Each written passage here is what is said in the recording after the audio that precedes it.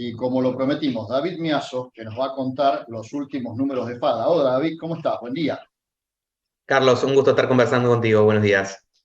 Bueno, ayer, como lo hacen cada 3 meses, publicaron el indicador de la participación del Estado en la renta agrícola que subió respecto al último que habían hecho, que era el de septiembre. Pero contame un poquito en qué consiste y cuál fue el número.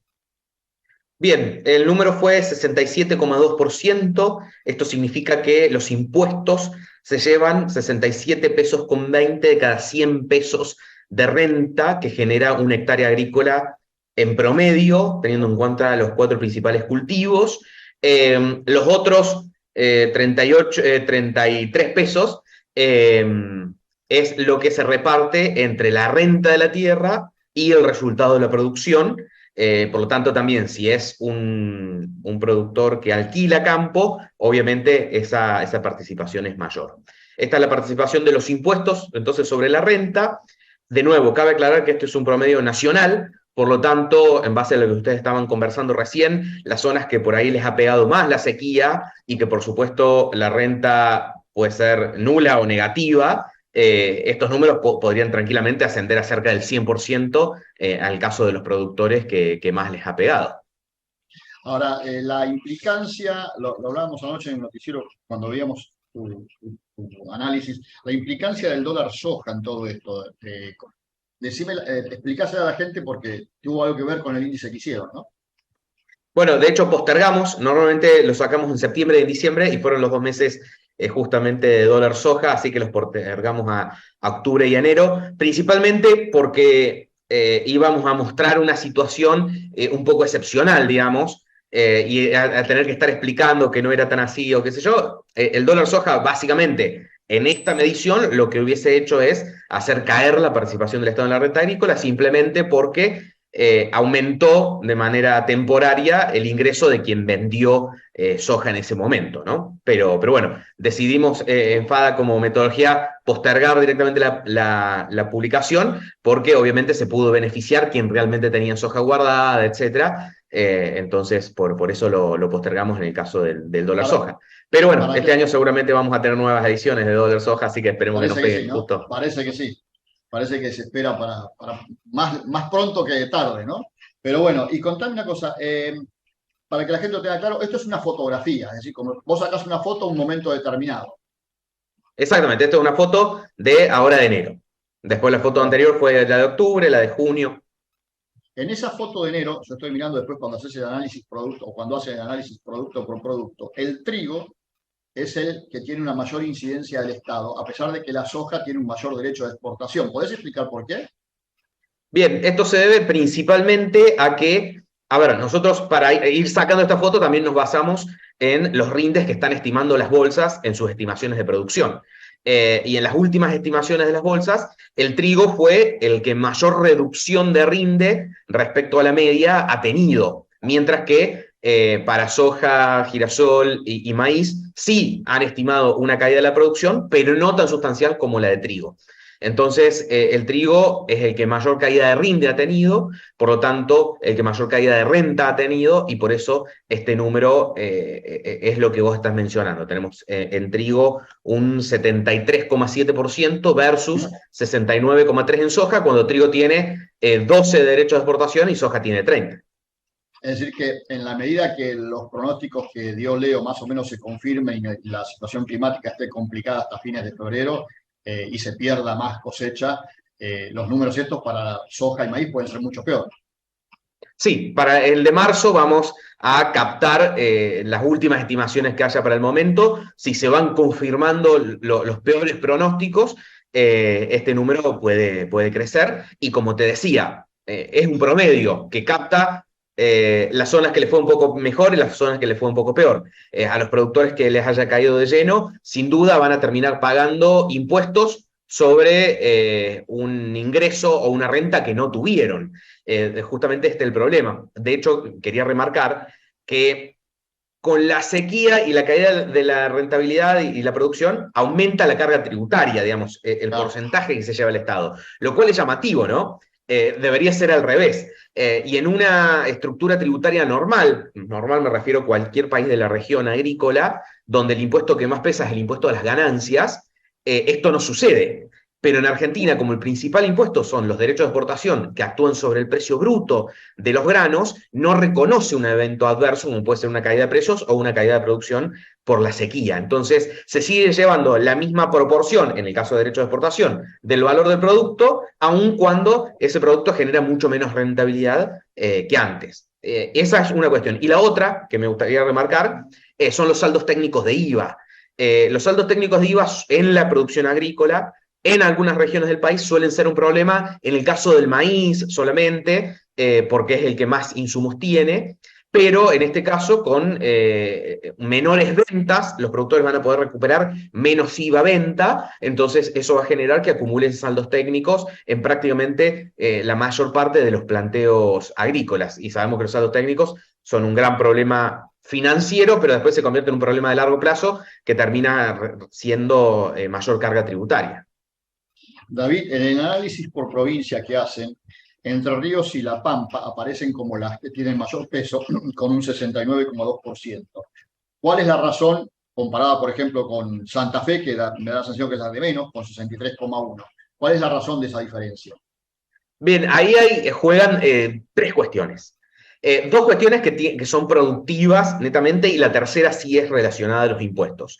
La primera es que las distintas provincias, los distintos cultivos tienen distinta rentabilidad por el hecho, o generan distinta renta por el hecho de una tierra ser más productiva o tener un clima más benevolente que la otra. Entonces, eso es lo primero que impacta. Incluso a veces con estructuras de costos de insumos y de labores muy similares, como puede ser Entre Ríos y Santa Fe. Entonces, esa es una primera diferencia.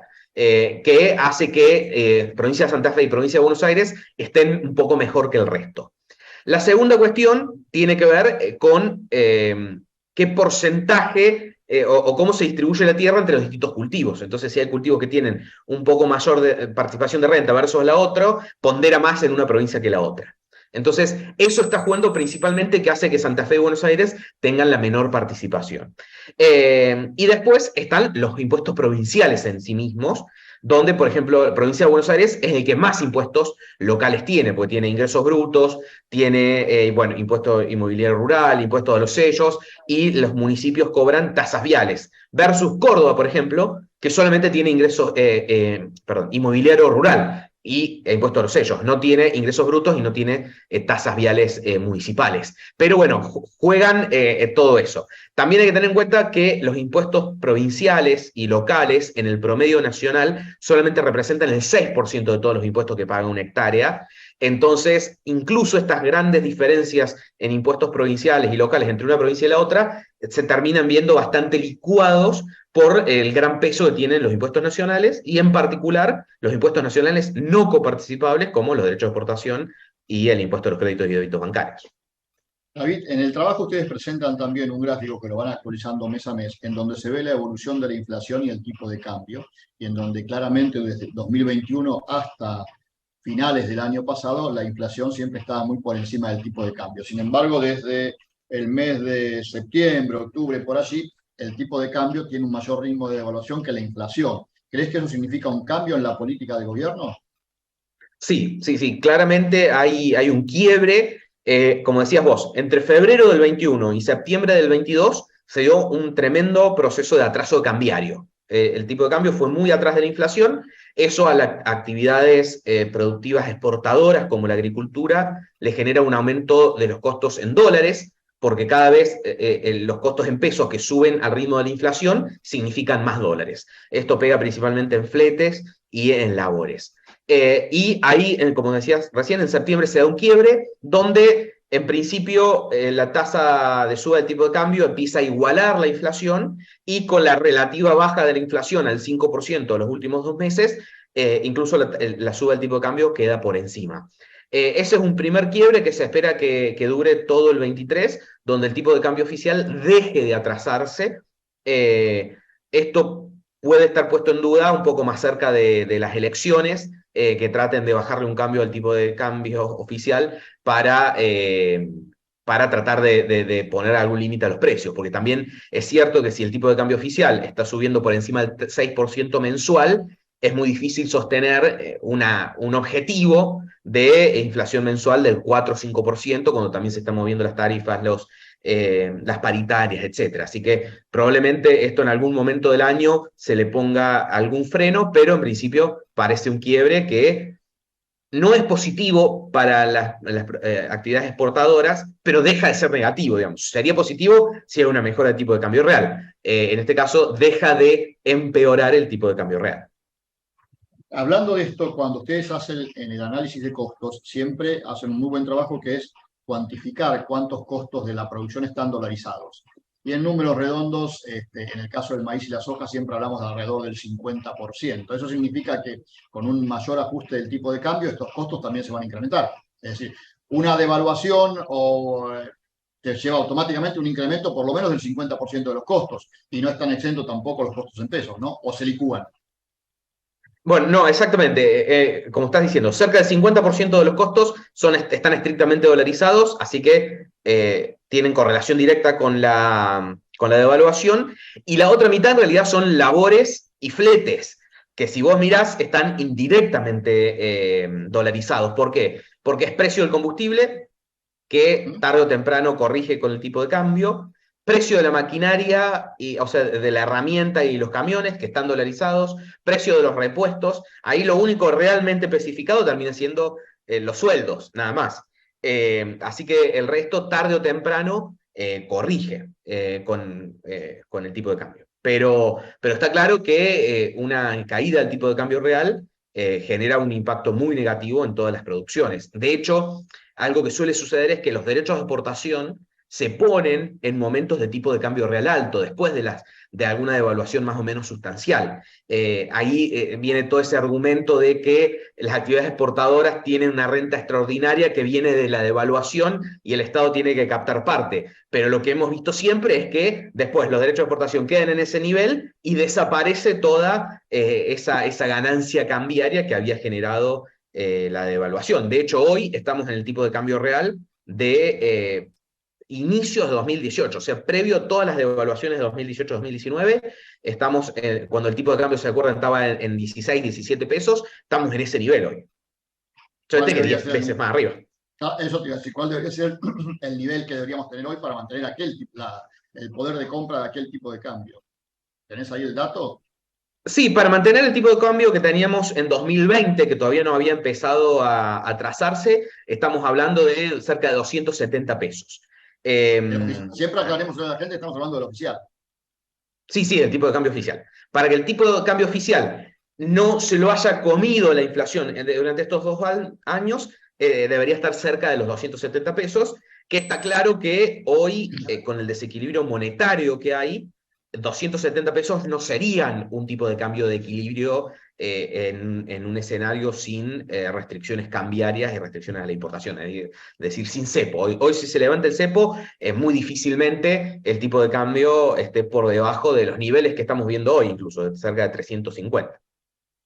La última, David, para cumplir con la liberación a las 9:45. Escuchame una cosa, cuando yo siempre veo el trabajo que ustedes hacen, y anoche también lo comentaba, destaco cómo ha venido evolucionando, un trabajo que ustedes sostienen desde marzo del 2007, cómo ha venido evolucionando la participación del Estado en la renta. Y siempre menciono que todavía estamos en niveles muy altos, comparativamente a la historia por ahí son bajos, si se quiere, porque miraba y el final del mandato de Cristina Kirchner del año 2015, estábamos en un 95-96% de participación del Estado en la renta. ¿Crees que vamos camino a eso o crees que la cosa se va a frenar ahora? Hoy la única razón por la que no estamos en esos niveles son los precios. Tenemos un escenario de precios muy bueno internacional y relativamente muy bueno local por la falta de mercadería, ¿no? Entonces, es la única razón por la que hoy no estamos hablando probablemente de niveles del 80, porque el atraso cambiario relativamente lo tenemos, el atraso cambiario a fines de 2015 era mayor, y algo determinante que en ese momento generaba niveles sustancialmente superiores era maíz y trigo. Maíz y trigo, para recordar, tenían 20 y 23% de derechos de exportación, más ROE, que le generaban un efecto como otro derecho de exportación de cerca de 10 puntos. O sea que en ese momento el trigo tenía virtualmente un derecho de exportación del 33%, versus hoy un 12%. Entonces, esa es una de las principales razones, esas dos son las principales razones por las que hoy no estamos en niveles superiores al 80%, pero si hay restricciones a las exportaciones y eso se termina trasladando de alguna manera a los precios, al estilo de los ROE, y caen los precios internacionales y locales, en un momento de a otro nos podemos ir al 80-90% de participación del Estado en la renta. David, como siempre, te agradezco mucho no solo tu participación, sino el trabajo que hacen desde FADO. Un gran abrazo y gracias. Un gusto conversar con ustedes y con Comité de Crisis. Un saludo a todos.